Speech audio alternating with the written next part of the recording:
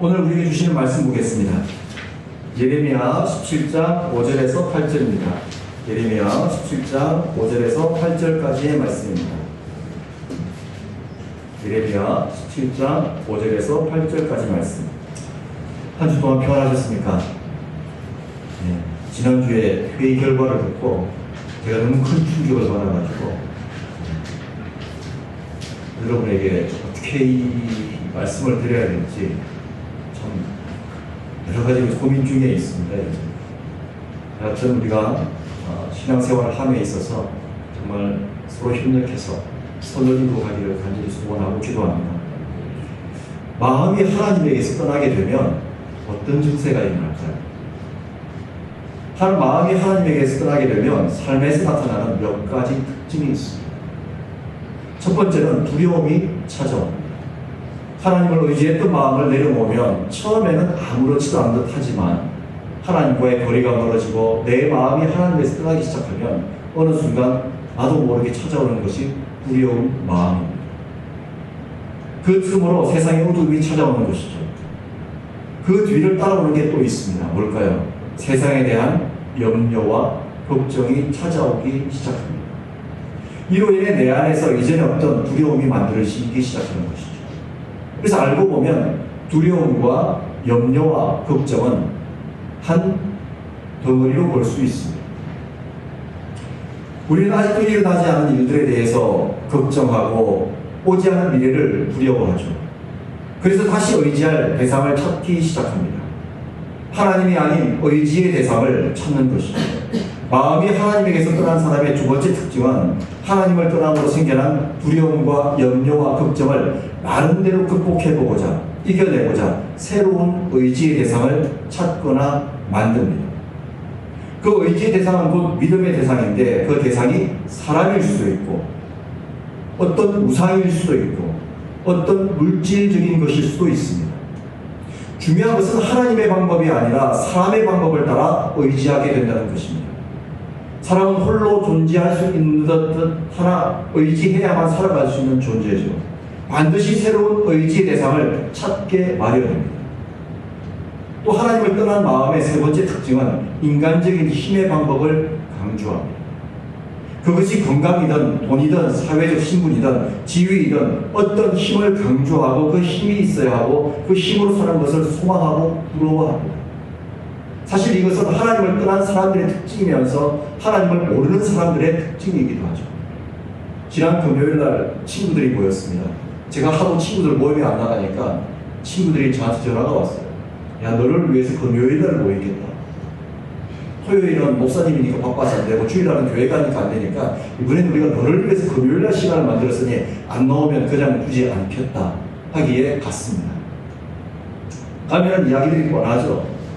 저희 나이들 때 이야기들이 뻔합니다. 건강 이야기, 자식 이야기, 또 은퇴 후의 이야기.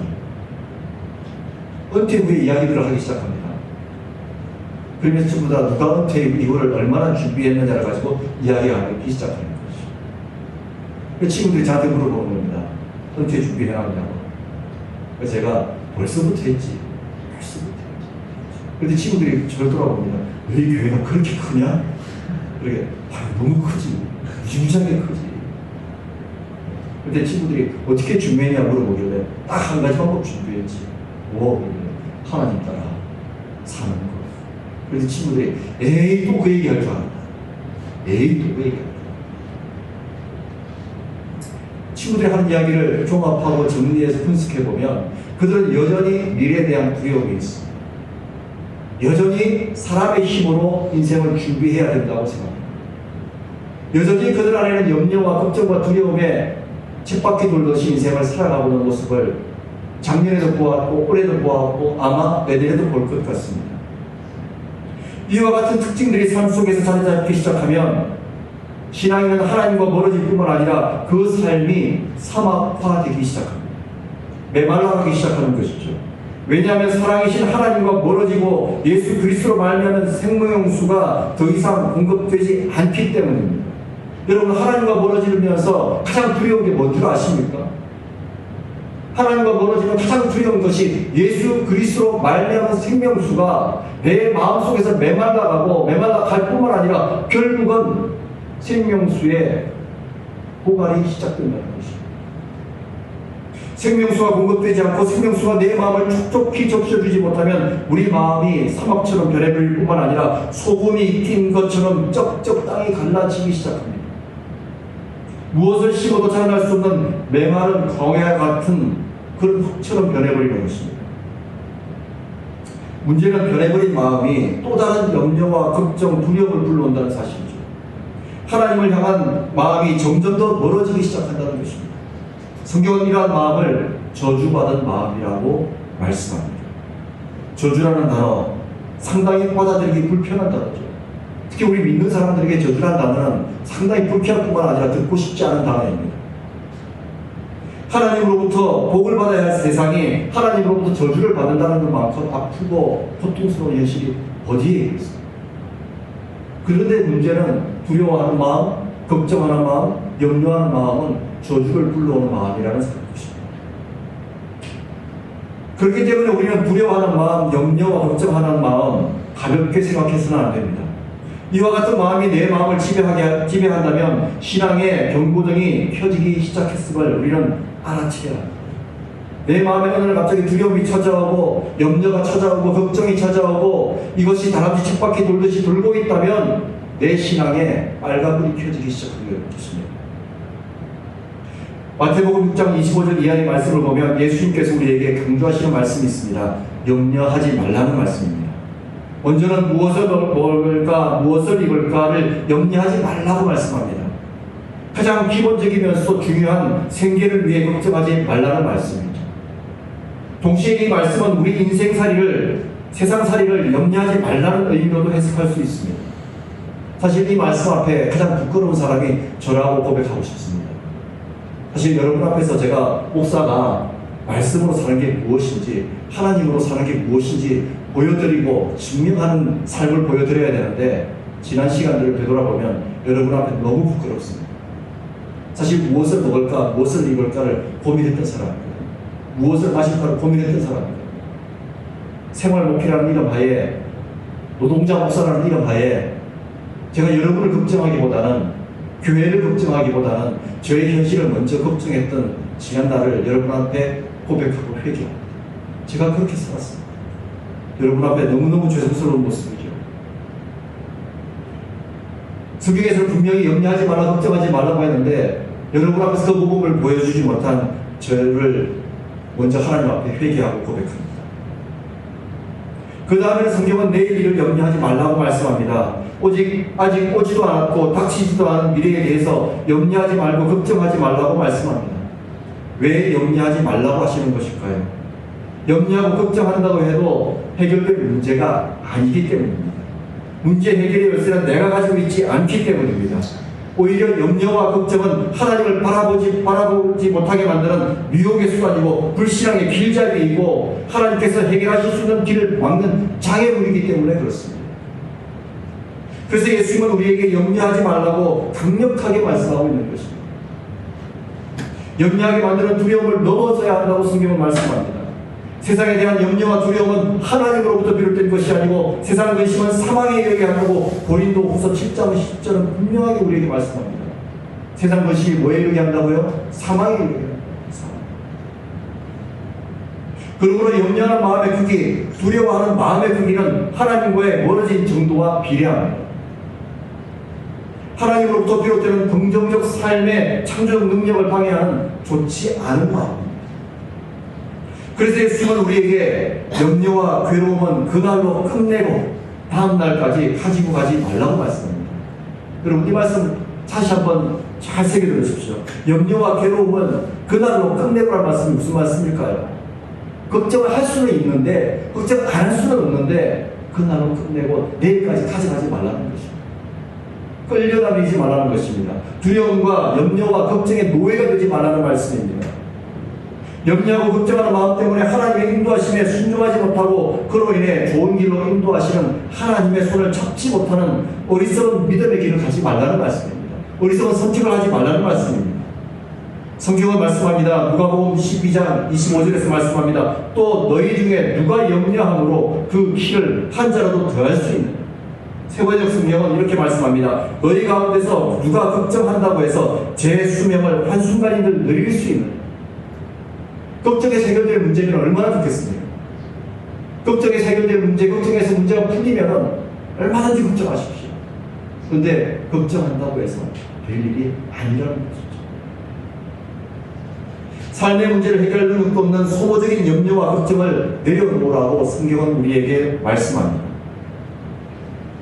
사랑하는 시작교회 성도 여러분, 기억하십시오. 세상에 대한 염려, 근심, 걱정은 하나님과 멀어져가는 증거이고 하나님의 인과심을 방해하는 또 다른 무상 숭배의 또 다른 이름임을 여러분 기억하시기 바랍니다. 지나친 염려, 근심, 걱정, 두려움은 하나님을 믿지 못하는 불신앙이라 해도 과언이 아닐 것입니다.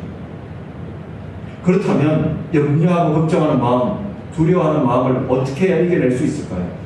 성경에서 염려하지 말라, 두려워하지 말라고 말씀합니다. 그런데 염려하지 말자고, 염려하지 않겠다고 염려가 사라지나요? 솔직하게 우리 이야기해보죠. 사라지나요, 여러분? 안 사라지죠. 안 사라집니다. 두려워하지 않는다고 열심히 하면 두려움이 없어지나요? 안 없어지죠. 현실은 그렇지 않죠. 현실은 염려와 근심, 걱정과 두려움이 있을 수밖에 없다고 우리는 인정하며 살아갑니다. 그래서 때때로 우리는 성경과 말씀 사이에, 현실 사이에 괴리감을 느끼기 시작합니다. 성경이 비현실적으로 다가오기 시작하죠. 무엇 때문일까요? 정말 성경은 비현실적일까요? 예수님은 정말 비현실적으로 우리에게 염려하지 말라, 걱정하지 말라, 두려워하지 말라, 이 비현실적인 이야기를 하시려고 이 땅에 오신 것일까요? 문제는요, 염려와 두려움에 내가 이미 길들여져 있고 학습되어 익숙해져 있는 것이 문제인 것입니다. 성경의 말씀이 비현실적인 것이 아니라 성경의 말씀이 비현실적으로 느껴질 만큼 나의 삶이, 나의 믿음이 하나님의 능력으로부터 멀어져 있는 것이 문제인 것입니다. 나의 믿음이 현실의 한계 속에 갇혀 하나님을 향하고 있지 못한 것으로 의미합니다. 지난 6월달에 제가 병원에서 너무너무 고통스럽고 아플 때 하나님께 그런 기도했습니다. 하나님, 너무 힘들고 어렵습니다. 너무 고통스럽습니다. 근데 하나님께 제가 어떤 기도를 했냐면, 하나님, 이 몸으로 앞으로 어떻게 해서 먹고 살까요? 어떻게 해서 먹고 살까요? 그때 하나님께서 저에게 주시는 감동이 있었습니다. 또 네 힘으로 그래 볼래? 또 네 힘으로 버텨볼 거라고? 또 네 힘으로 해결해 보겠다고? 그렇게 나를 못 믿냐? 그렇게 나를 못 믿냐? 뭐가 더 현실적인 것인지, 뭐가 더 현실적인지를 그렇게 못 깨닫느냐? 못 깨닫느냐? 근데 여러분, 놀라운 고백, 놀라운 간증 하나 해볼게요. 그리고 나서 퇴원하고 나서 지금까지 제가 일을 했습니까? 안 했습니까? 할게요. 여러분, 원래 일을 할게요? 안 할게요? 알아맞추는 분에게 다음 주 예배를 드릴 수 있는 티켓을 드리겠습니다. 따라해보겠습니다. 안 했지요. 안 했지.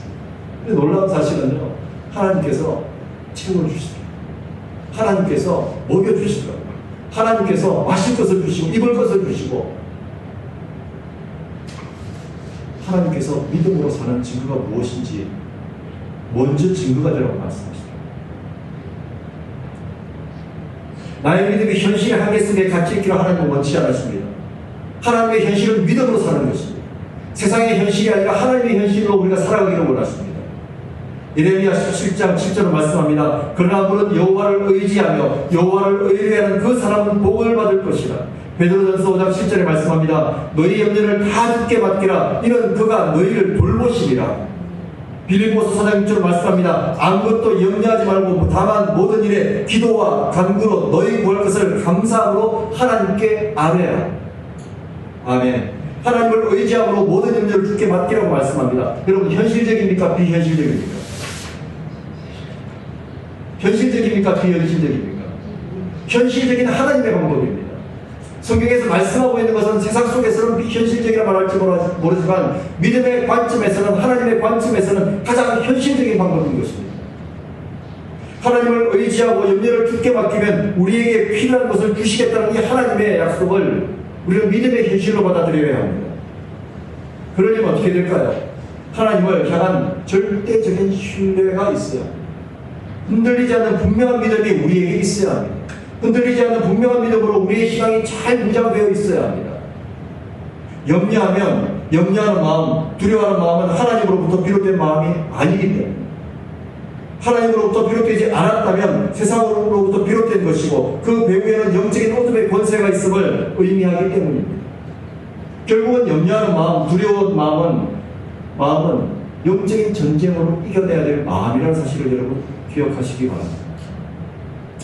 그렇기 때문에 우리의 믿음이 영적으로 훈련되고 강해져야 하나님께 온전히 맡길 수 있습니다. 여러분, 믿는 만큼 맡길 수 있습니다. 믿는 만큼 맡길 수 있습니다. 예를 들어보면 우리 이런 예를 한번 들어보겠습니다. 예전에 저희가 결혼하고 나서 결혼 이제 하려고 준비할 때 신혼집을 구해야 되지 않습니까? 제가 돈이 있을게요, 없을게요? 또 물어보죠? 네, 없으니까 물어보는 거죠. 없으니까 물어보는 거죠. 신혼집을 구할 수 있는 돈이 정말 주머니에 단돈 10만 원도 없었어요. 단돈 10만 원. 그 집에서는 이제 내놓은 자식이니까 집을 구해줄 의지가 집에서는 전혀 없는 거죠. 내놓은 자식. 근데 여러분, 제가 믿는 구석이 있었습니다. 어떤 구석이 있었을까요? 네, 하나님께서 해결해 주시겠지. 하나님께서 해결해 주시겠지. 네.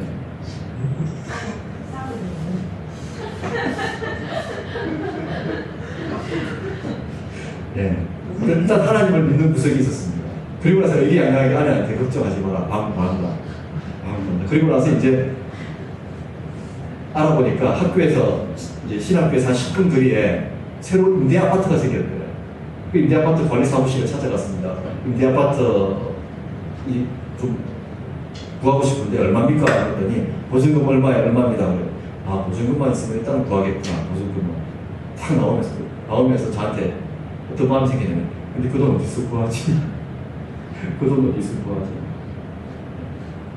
무작정 어디 가서 빌려달라고 할 수도 없지 않습니까? 그러면서 이제 또 신학생 때니까 얼마나 순수합니까? 그죠? 또 학교에 있는 기도실로 들어갑니다. 하나님, 돈 주세요. 저 보증금 얼마 필요한데 하나님, 돈 주세요. 그랬더니 하나님께서 저한테 뭐라고 그러셨겠습니까? 야, 이놈아, 나한테 돈 달라고 한다. 제가 돈을 줄 수 있냐? 은행 가서 돈 달라고 해야지. 은행 가서 돈 달라고 해야지. 근데 하나님 은행 가라고 했으니까 가야죠. 은행 갔습니다. 은행에 갔더니 돈 빌리러 왔다 그랬더니 은행 직원이 그 아래 위로 훑어보더니 저희 은행하고 거래하시나요? 물어보더라고요. 아니요. 거래를 안 하시면 돈을 못 빌려드리는데요. 그러더니 그래도 한 번만 알아봐 주세요. 그랬더니 직원이 주민등록번호를 불러버려요. 주민등록번호 불렀습니다. 그랬더니 은행 직원이 대출이 됩니다. 그러는 거예요. 대출이 됩니다. 그래서 제가 아니 어떻게 대출이 됩니까? 라고 그랬더니 예전에 거래한 게 신학 공부하기 전에 잠깐 직장생활 할 때 거래한 그 신용 때문에 딱 보증금에 필요한 만큼만 대출됩니다. 딱 필요한 만큼만 대출받아서 신혼방을 구했습니다. 대출받아서. 이 이야기를 제가 왜 해드리는 걸까요? 이 이야기 과정 속에 뭐가 있을까요? 만약에 제가 방을 구할 수 없다는 그 두려움과 염려와 걱정에만 묶여 있었다면 구할 수 있었을까요? 없었을까요? 그때는 순수하기도 했지만 하나님께서 반드시 해 주실 것이라는 믿음이 있었습니다. 하나님을 향한 신뢰가 있었습니다. 지금도 그런 믿음이 있었으면 좋겠습니다. 그런 믿음이 더 커졌으면 좋겠습니다. 성경은 말씀합니다. 우리에게 뭐라고 말씀합니까? 하나님을 신뢰할 수 있는 믿음의 힘을 키우라고 말씀합니다. 하나님을 절대적으로 신뢰할 수 있는 믿음이 있어야 한다고 말씀합니다. 에베소서 6장 10절에서 13절 이렇게 말씀하죠. 끝으로 너희가 주 안에서와 그의 힘의 능력으로 강건하여지고 마귀의 관계를 능히 대적하기 위하여 하나님의 전신갑주를 입으라. 우리의 씨름은 혈과 육을 상대하는 것이 아니오 통치자들과 권세들과 이 어둠의 세상 주관자들과 하늘에 있는 악의 영들을 상대함이라. 그러므로 하나님의 전신갑주를 취하라라고 말씀합니다. 이 말씀의 의미가 뭘까요, 여러분? 믿음은 선물이지만 믿음을 키우는 것은 내 몫이라는 이야기입니다. 믿음의 깊이와 크기는 내가 만들어 가야 하는 겁니다. 믿음의 전신갑주는 내가 만드는 것이지 하나님께서 주신 것을 가지고 내가 만들어내야 하는 것이 가만히 있다고 해서 내 믿음이 강해지고 내 믿음이 커지고 내 믿음이 깊어지는 것이 아니라는 말씀입니다. 하나님께서 원하시는 온전한 신앙으로 내 믿음을 키워갈 수 있는 신앙의 노력과 신앙의 열정이 우리에게 있어야 된다고 말씀하시는 것입니다. 믿음은 하나님의 선물이죠. 그러나 이 믿음을 정말 내 믿음으로 만들고 하나님을 신뢰할 만한 믿음으로 만드는 것은 내 몫이라는 사실을 여러분 기억하시기 바랍니다. 모세의 뒤를 이어서 여호수아가 이스라엘 백성들을 이끌어야 합니다. 염려와 두려움이 그에게 찾아옵니다. 하나님께서 말씀합니다. 강하고 담대하라. 너는 내가 그들의 조상에게 맹세하여 그들에게 주리란 땅을 이 백성에게 차지하게 하리라. 오직 강하고 극히 담대하여 나의 종 모세가 네게 명령한 그 율법을 다 지켜 행하고 우로나 좌로나 치우치지 말라. 그리하면 어디로 가든지 형통하리니 이 율법책을 내 입에서 떠나지 말게 하며 주야로 그것을 묵상하여 그 안에서 기록된 대로 다 지켜 행하라. 그리하면 내 길이 평탄하게 될 것이며 내가 형통하리라. 아멘. 하나님께서 말씀하신 게 뭘까요? 가만히 있으면 내가 다 해결해 줄게. 가만히 있으면 내가 알아서 다 할게. 너는 그냥 있는 모습 그대로 가만히 있으라고 말씀하지 않습니다. 형통의 방법이 있는데 그 형통의 방법을 가지고 네가 이 백성을 이끌려면 네가 해야 될 일이 있어라고 말씀하시는 거죠. 말씀을 묵상하고 지키고 행하는 일에 온전한 힘을 다해. 그러면 내가 다 해결해 줄 거야. 내가 앞서갈 거라고 말씀하시는 거죠. 여호수아에게 요구하시는 게 있다는 사실을 여러분 기억하시기 바랍니다. 말씀으로 교문에 이르기를 쉬지 말라고 말씀하죠. 말씀으로 준비된 믿음으로 무장하라고 말씀하죠. 말씀으로 하나님을 아는 만큼 믿을 수 있고 믿는 만큼 하나님을 더 깊게 신뢰할 수 있고 의지할 수 있다고 말씀합니다. 제가 여러분에게 말씀 제발 말씀 보십시오. 묵상하십시오. 읽으십시오 라고 강요하는 이유가 바로 강요하는 이유가 여기 있습니다. 아는 만큼 믿을 수 있습니다. 아는 만큼 믿을 수 있습니다. 아는 만큼 믿음의 크기를 크게 할 수 있고 깊이를 깊게 할 수 있습니다. 조그만 아이가 와서 말합니다. 어린아이가 와서 말합니다. 아빠, 나 갖고 싶은 게 있어. 나 저거 갖고 싶어. 장난감. 사줄 수 있죠. 근데 어느 날 갑자기 아이가 와서 말합니다. 아빠, 왜? 나 갖고 싶은 게 있어. 나도 이제 학교 졸업했으니 나 저런 집안이나 저런 차 좀 사줘. 아빠의 형편은 어떻습니까? 안 되는 아이가 요구합니다. 아이는 지금 문제가 뭔 거죠? 이 아이의 문제는 아빠를 모르는 거예요. 우리 아빠의 능력을 모르는 거예요. 아빠의 능력을 모르면서 아빠에게 요구하고 있는 거예요. 근데 우리가 믿는 하나님은 어떤 분이십니까? 우리가 믿는 하나님은 어떤 능력을 가지고 계신 분입니까? 우리가 믿는 하나님은 어떤 능력을 가지고 있으며 어떨 때 우리에게 형통한 길을 주시며 어떨 때 우리에게 길을 인도하시는 분이십니까? 이것을 모르면 우리는 하나님 앞에 기도할 수 없는 거예요. 여러분, 기도하지 않는다는 건 뭘까요? 하나님을 모른다는 겁니다. 하나님을 신뢰하지 못한다는 건 뭘까요? 하나님을 모른다는 겁니다. 모르니까 신뢰하지 않고 모르니까 기도하지 않는 거죠. 알면 기도할 수밖에 없죠. 왜요? 하나님의 능력을 아니까. 우리 하나님이 어떤 분인지를 아니까. 하나님을 안다는 것 너무너무 중요합니다. 요한복음 17장 3절은 말씀하죠. 영생은 곧 유일하신 참 하나님과 그가 보내신 자 예수 그리스도를 아는 것입니다. 성경에서 하나님을 믿는다는 것은 하나님을 알고 믿는 것입니다. 하나님을 안다는 게 뭘까요? 하나님을 안다는 게 뭘까요? 단순히 성경 공부해서 지식적으로 아는 게 하나님을 아는 것일까요? 삶의 자리에서 하나님을 경험하는 것, 삶의 자리에서 하나님을 알고 믿는 것, 그 믿음의 경험의 시가 쌓이는 것, 그게 바로 하나님을 진정으로 아는 것입니다. 하나님과 함께한다는 것은 경험과 말씀이 쌓여서 서로를 알고 그것에 대해 서로 믿는 것이죠. 믿음까지 가는 것이죠. 그렇기 때문에 우리는 우리의 믿음을 잘 점검해 볼 수 있어야 합니다. 여러분, 알고 믿으십니까? 모르고 믿으십니까? 지금 우리의 믿음은 하나님을 알고 믿는 믿음인지 막연한 믿음인지 우리의 믿음을 점검해 보아야 합니다. 우리가 하나님을 믿는 믿음이 월, 화, 수, 목, 금, 토, 일 믿음인지 오직 일요일 믿음인지 우리 스스로 냉철하게 평가해 보아야 합니다. 다시 말해서 내 믿음이 생활 속에서 살아 숨쉬는 믿음인지 주일날 예배 때만 필요한 예배용 믿음인지 냉철하게 살펴볼 수 있어요. 여러분 스스로에게 한번 물어보십시오. 내 믿음은 예배용 믿음입니까? 월화수 목 금토일 믿음. 여러분에게 한번 물어보십시오. 믿음은 살아있는 생명입니다. 하나님이 주신 믿음이 할지라도 내가 그 믿음을 방치하거나 내버려두면 그 믿음은 생명력을 잃게 됩니다. 반면에 우리의 믿음이 예수 그리스도의 생명수를 계속 공급받게 되면 성장합니다. 성장하는 믿음의 특징 뭘까요? 성장하는 믿음의 특징, 하나님을 신뢰하고 의지하는 깊이가 깊고 커집니다. 반면에 생명수를 공급받지 못해 쪼그라든 믿음은 겨우 유지하는 믿음밖에 안 됩니다. 그러한 믿음은 하나님을 믿기보다 사람을 먼저 찾습니다. 사람의 방법, 사람의 힘에 먼저 의존합니다. 그리고 안 될 때, 그때서야 하나님을 찾죠. 순수가 잘못된 믿음입니다. 순수가 잘못된 신앙입니다. 성경은 우리에게 말씀합니다. 시편 146편 3절의 말씀입니다. 귀인들을 의지하지 말며 도울 힘이 없는 인생으로 의지하지 말지니. 이사야 2장 22절에서 말씀합니다. 너희는 인생을 의지하지 말라. 그의 호흡은 코에 있나니 새말가치가 어디에?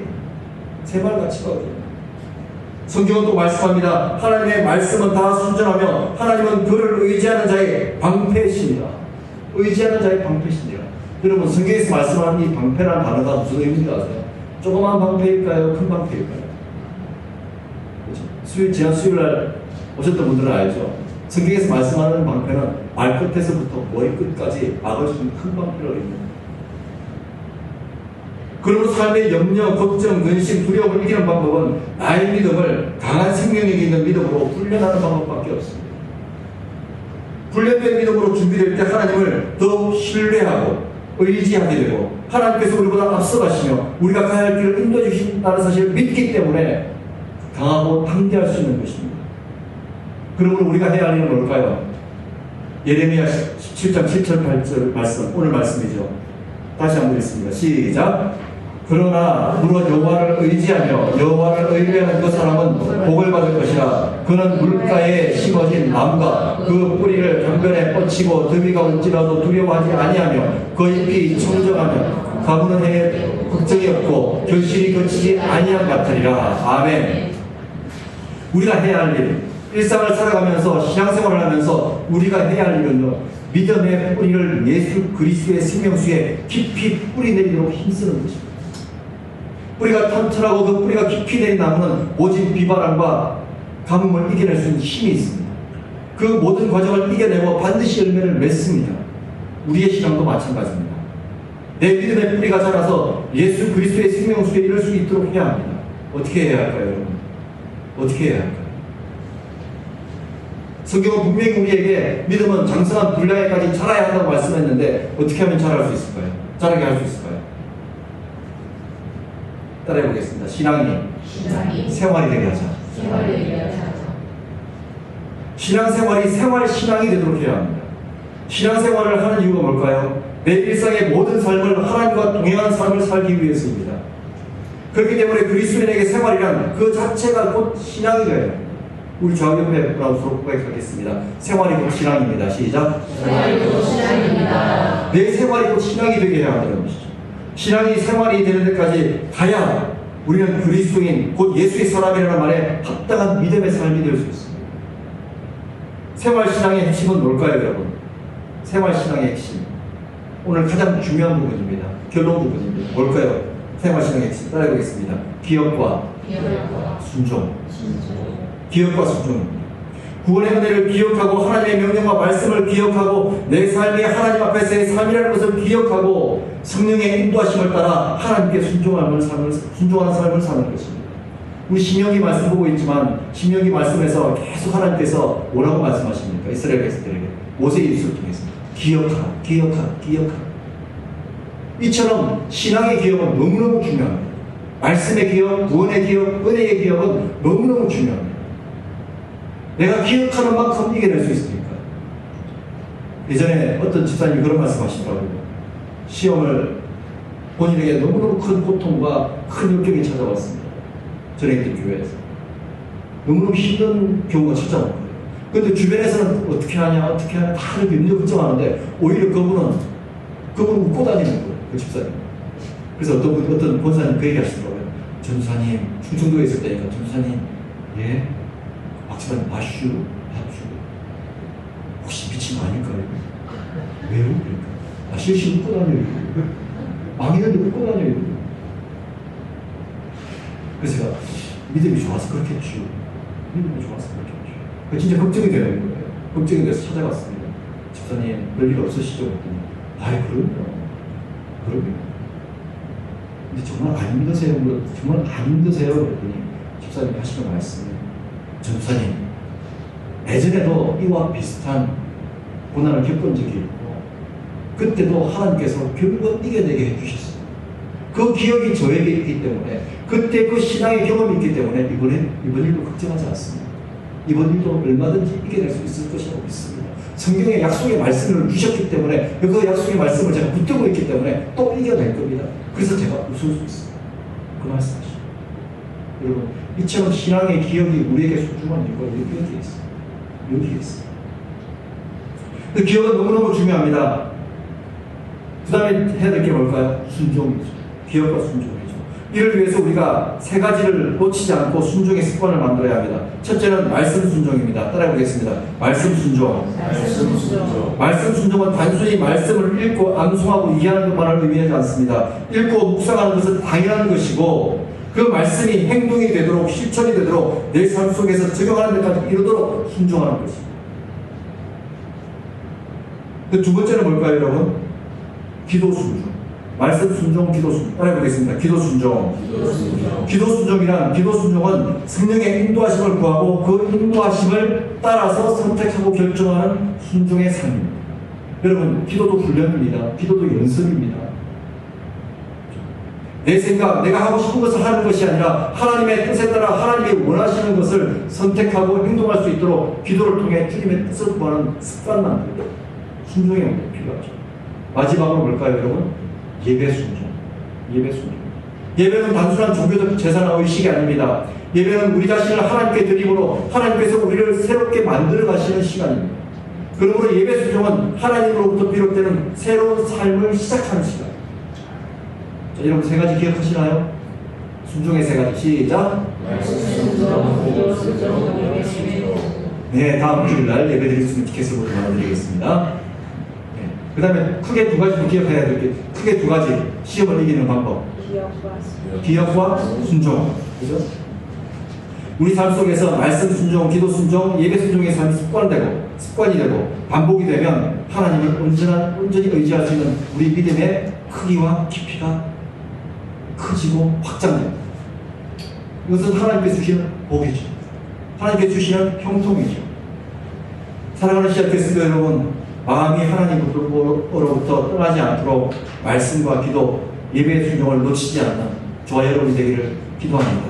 힘들고 어려울 때마다 나를 구원하여 주신 하나님의 은혜를 기억하고 그 은혜의 기억을 놓치지 않고 또다시 순종의 습관을 붙들므로 말미암아 하나님을 더욱더 신뢰하고 의지하고 삶의 두려움, 삶의 어려움, 삶의 근심, 걱정 다 이겨내는 생활신앙의 힘을 키우는 저와 여러분 되기를 간절히 소원하고 기도합니다.